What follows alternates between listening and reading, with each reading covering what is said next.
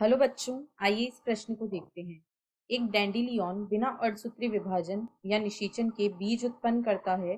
वयस्क स्पोरोफाइट अगुणित के बजाय द्विगुणित मेगास्पोर बनाता है जो ओव्यूल में विकसित होता है, जिसमें अगुणित केंद्रक के बदले द्विगुणित केंद्रक होते हैं। प्रत्येक ओव्यूल का एक केंद्रक एक अंड बनता है और सीधे बिना निषेचन के एक भ्रूण में विकसित होता है, जो आनुवांशिक रूप से जनक के समान होते हैं। इस प्रकार के प्रजनन को कहते हैं विकल्प ए अनिषेक जनन, जो एपोमिक्सिस का ही एक रूप है। बी अनिषेक जनन, जो एम्फीमिक्सिस का ही एक रूप है। सी अपस्थानिक भ्रूणता, जो एपोमिक्सिस का एक रूप है। या विकल्प डी अगैमोस्पर्मी, जो कि एम्फीमिक्सिस का ही एक रूप है। यहाँ पर हमें दिया गया है कि जो यहाँ पर लिखा गया है यह है एपोमिक्सिस। यहाँ पर लिखा गया है एपोमिक्सिस।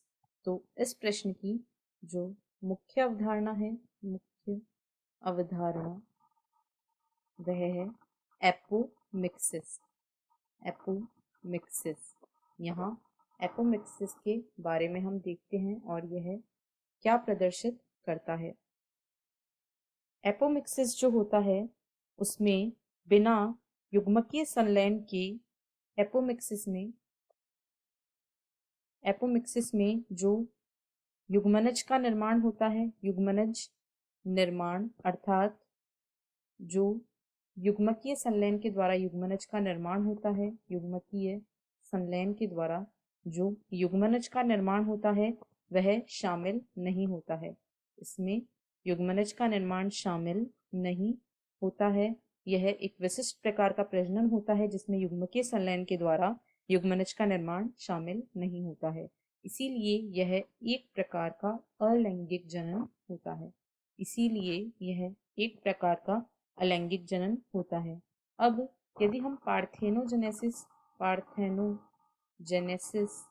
जिसे अनिषेक जनन भी कहा जाता है, इसकी बात करें तो जो अनिषेक जनन होता है यह एपोमिक्सिस का ही एक रूप होता है। यह एपोमिक्सिस का ही एक रूप होता है। इसमें जो मादा युग्मक होता है, मादा युग्मक जिसे अंड कहा जाता है, वह बिना नर युग्मक की सहायता के यानी बिना निषेचन के एक नए जीव का निर्माण कर लेता है। एक नए जीव का निर्माण कर लेता है। इस विशिष्ट प्रक्रिया को अनिषेक जनन कहा जाता है। इसमें कोई युग्मकीय संलयन नहीं होता है, केवल एक ही युग्मक मादा युग्मक इसमें शामिल होता है और यह अकेला ही बिना निषेचन के एक भ्रूण में विकसित हो जाता है। इस प्रकार के जनन को एपोमिक्सिस कहा जाता है।